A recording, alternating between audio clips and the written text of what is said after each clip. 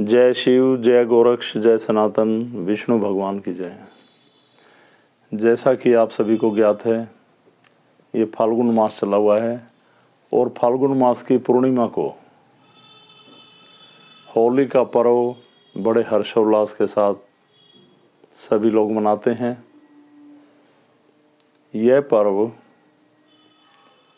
बहुत ही परमात्मा में एक आस्था रखने का पर्व है, विष्णु भगवान का पर्व। एक उस साधक की गाथा जिस साधक ने अपने तपोबल पे, अपनी आस्था से, अपनी साधना से विष्णु भगवान का साक्षात्कार किया, उनकी प्राप्ति हुई उन्हें और अपने हृदय में विष्णु भगवान को बसा लिया। वो प्रहलाद भगत हुए, हिरण्याकशिपु के पुत्र। पर हिरण्याकशिपु परमात्मा के विरुद्ध बातें करता था, हमेशा भगवान को नहीं मानता था। यहाँ तक कि उन्होंने अपने पुत्र को भी कहा कि वो सब जो भगवान का ध्यान, उसकी साधना करता है वो छोड़ दे, इसमें कुछ नहीं रखा। और जो उल्टी सीधी क्रियाएं, उल्टे सीधे किसी भी प्रकार के अनुष्ठान करके जो हिरण्याकशिपु ने सिद्धियां पाई थी, उसमें शामिल हो। पर प्रहलाद भगत ने अपने पिता की एक न सुनी और वो विष्णु भगवान की साधना में हमेशा लीन रहा। ऐसे ही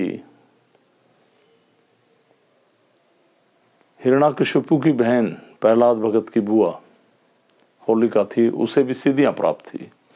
उससे सिद्धि में एक ऐसा कवच मिला हुआ था, एक ऐसी चद्दर कह लीजिए चाहे, जिस कवच को ओढ़ ले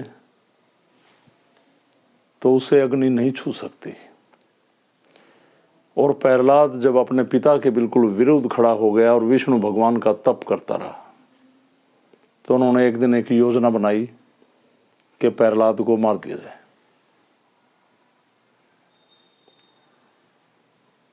तो एक लकड़ियों का ढेर लगाया और उसमें होलिका वो चद्दर, वो कवच ओढ़कर अपने आगे अपने भतीजे प्रहलाद को लेकर बैठ गई और उसमें अग्नि प्रकट की गई। उस विष्णु भगवान की ऐसी कृपा, सारे कवच तोड़ दिए और होलिका का दहन हुआ और प्रहलाद का बाल विवाह का नहीं हुआ। तो ये साधना हमें हमेशा ये संदेश देती है कि परमात्मा के घर में देर है पर अंधेर नहीं। धैर्य रखें, सब्र रखें, उसकी साधना करें, परमात्मा सब देख रहा है। इस पर्व से हमें ये ज्ञान मिलता है। दूसरी बात, हिरण्याकशिपु जिसे ये वरदान भी प्राप्त था कि दिन में मरूं ना रात में मरूं, घर में मरूं ना बाहर मरूं,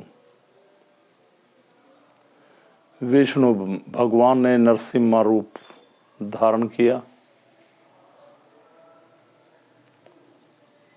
और उसके शरीर के 2 हिस्से कर दिए और हिरण्याकशिपु जैसे दैत्य रूपी इंसान का वध किया। तो मैं सभी साधकों को, सभी वीडियो देखने वालों को ये कहता हूँ कि आप उल्टी सीधी क्रियाओं में ना जाएं। परमात्मा एक बहुत अपार शक्ति है और परमात्मा ही सत्य है, इसका ध्यान करें। होली के दिन सिद्धपीठ में अभी 24 तारीख पड़ेगी पूर्णिमा को और रविवार भी पड़ रहा है, सुबह 8 बजे एक यज्ञ होता है। विष्णु भगवान के नाम की एक लौ प्रज्वलित करते हैं और उसमें विष्णु भगवान की हम आहुतियाँ समर्पित करते हैं। जो साधक यज्ञ में शामिल होना चाहते हैं वो आ सकते हैं, किसी पे दबाव नहीं है कि जरूर आए, ना आए तो अपने घर में करें, पर आए तो अच्छा है। और आप सभी को मैं बता दूं, इस दिन जैसे लोग आ जाते हैं, इनका परमात्मा में आस्था नहीं है। बहुत सारे लोगों की बात बता रहा हूँ, सभी नहीं, कुछ लोग यज्ञ पे आते हैं केवल अपने इलाज के चक्कर में बैठे रहते हैं कि मेरी ये बीमारी देख लें। किसी की भी कोई बीमारी नहीं देखी जाएगी ना सुनी जाएगी। इस दिन आप केवल विष्णु भगवान को सिद्धपीठ को समर्पित भाव से आएं और यज्ञ में आहुति डालकर विष्णु भगवान की कृपा प्राप्त करें। ये तो बात हो गई होली। इसके अगले दिन एक पर्व मनाया जाता है दुलहंडी।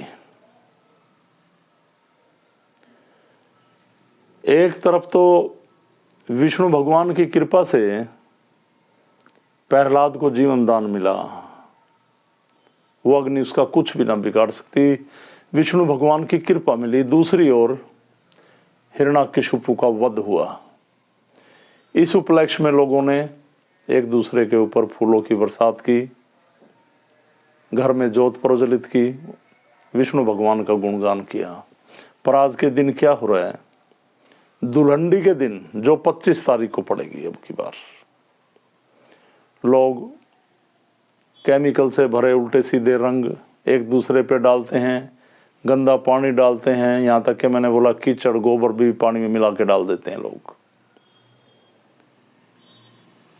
तो ये कोई लोगों ने बना दिया ऐसा।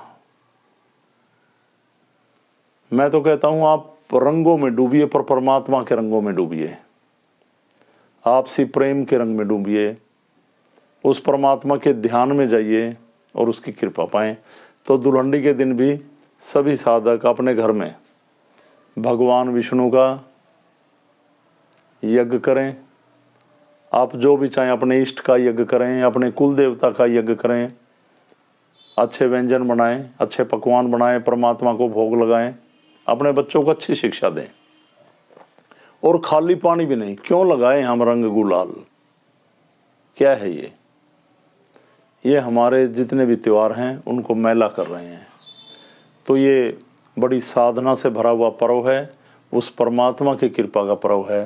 तो सभी, मैंने जैसे कहा है, ऐसे बैठकर अपने परिजनों के साथ इस त्यौहार को मनाएं और उसकी कृपा पाएं। और जो होली वाले दिन मैंने 24 तारीख को बोला है, जो आएँ समर्पित भाव से आएँ। उस दिन ना ध्यान करवाया जाएगा यहाँ पे, ना किसी की बीमारी के बारे में। यज्ञ में आहुति डालने के लिए आप आ सकते हैं। प्रातः 8 बजे यज्ञ होगा और ये यज्ञ केवल आधे पौने घंटे का ही होता है, करीब 8:45 बजे तक। और 8:45 के बाद तो फिर ना आए तो अच्छा है। बाकी आपकी आस्था, जो आना चाहें इस यज्ञ में शामिल हो सकते हैं। सभी को मेरी तरफ से ओमलक प्रणाम। एक बहुत बड़े साधक तपसी उस प्रहलाद भगत को हम नमन करते हैं और विष्णु भगवान के चरणों में वंदन प्रणाम सभी को।